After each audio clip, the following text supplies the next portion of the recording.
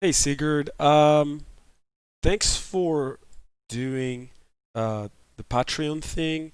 I really appreciate that. That makes me very happy because that means that some people really appreciate the work that I'm doing. So thank you for supporting me and the YouTube channel. So here's your Webflow version of your landing page, and here is the live page. So if going back to some of the things I had mentioned in my first video, um, this H1, it was definitely something that you had to change, and then the images that you had you had like aligned them in a way that it wasn't very easy for the eye to read, and also there were other things such as the explanation of the integrations, and then this footer here that wasn't very convincing to me.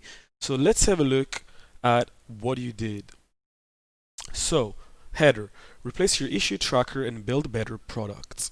So this is much better than what you have here, which is super superficial. It's not really telling me what is the issue that you're trying to solve, right? Here instead, you're saying we will replace your issue tracker and build better products.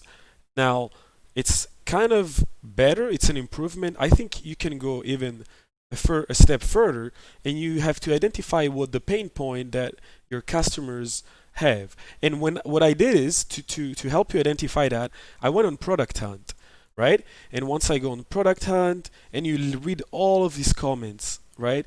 The thing that you realize it's that what really makes the difference for your users or the people that have tried or are willing to try your product, it's the fact that it's a much better experience than what Trello and Jira are providing. It's a much faster um, tool, right? Like it loads fast. They're saying a lot of things here. In fact, if you actually take an Excel spreadsheet and you paste all of this feedback, and then you can identify some key things. Like this guy was like, I love the keyboard commands. Some other people were talking again about speed and shortcuts, and then you have people talking about importing things with the CSV, and then again people talking about shortcuts, and then all these kind of things that are in your actual user feedback from within your Product Hunt launch. I think if these people highlight these issues, maybe you can use some of that text to make your H1 even better.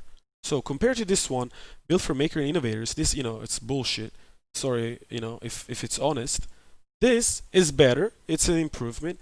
I think you can go one further step and make it better, even better. And that is, just use the tools and the data that you already have. So that's something for that. Another thing I noticed is that you didn't bold out the text here. I would totally make it 900. It reads out much faster. Replace your issue tracker and build better products. Whether this is it or like don't let issue tracking slow you down during project management or whatever. Something like that. Because it's fast, people have the shortcut. So it's fast, delightful, and collaborative. So yeah, it makes sense, right? That you somehow, the problem that you're trying to solve is, like we just mentioned, it's the fact that your product is much faster, it's much more user-friendly and intuitive. People just use shortcuts, get to things faster, and just collaborate better. So I like the fact that you added the button here with Product Hunt. That gives you a much more credible and authoritative, so to speak, testimonial, because people say, oh wait, hold on, 300 votes on Product Hunt? That's not bad. And although you didn't get, unfortunately, one of those little badges up here that says, product of the day or whatever, I'm sure you did pretty well, because 300 upvote is not just everybody gets them. It puts you definitely in the top 10 products. So unofficially, you could say that. You could add it and it'd be, maybe as a text, you can create your own badge, whatever. You could say, hey, we made it to the top 10. So let's see what else do you have. So you added some text as almost like a caption to this image. If the tool is not important to your team, you're using the wrong tool. Get to know the difference with Kitemaker. So what I feel here is that you have this nice first H1, you have an explanation, you have your call to action, you have the testimonial, and there's this nice image here where I want to automatically scroll down and I read it, right? If the tool is not important to your team, you're using the wrong tool. Get to know the difference with Kitemaker. And then what you do here is you immediately jump to the features, and you kind of give an explanation as to why you build these features, and you're basically doing this 1, twice, 3 times. So that's good. You're doing left to right, and then you alternate, and then you alternate again. Now, as you notice in the 27-inch screen of mine, there's a lot of free space here. Something you can do to make this a little bit better, just a little bit better, it's just a little bit of advice. Maybe you can move things a little bit more to the center so that your layout lives in this area, right, between your logo and your sign up button, instead of like going too much overboard. And same here and here. So let's give it a read. Another before I read this, maybe you want to use this caption here. You want to break it down into, as a little caption for this image, and then you also want to call it as a header for this feature list or feature benefit set, right? So you might want to introduce this. And so the best way to do that usually is what I recommend is to do something like asking a question. So if you ask a question and you do something like, what would you ask from your dream tool? Like what would your dream issue tracker look like? And then the answer would be fast and delightful, easy to use, or learning together, and then full of features to make an impact, right? And that's what I would kind of use. So like kind of launch a question here to kind of grab the attention of the reader and then give the answers. Then for powerful integration, I don't think you've added one with coming soon, and it's still pretty much the same, right? You didn't change much, as I can see. Okay. Then you have this thing here, get up and running in seconds. And this is important because you're basically telling your users, it doesn't matter what tool, what platform you're on, we're going to import your stuff, all of your data inside of Kitemaker. So this is actually a really, really important feature that you might want to add somewhere, at the bottom here, even before the powerful integrations, because I think data export and all that kind of stuff is way more important than like integrations with GitHub, when people can simply use Zapier or something in the middle to make it work, right? And then let's have a look at the bottom.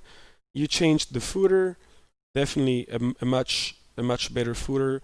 Don't take our word for it. Sign up and try it yourself, and then you can just sign up for free. So this definitely has improved.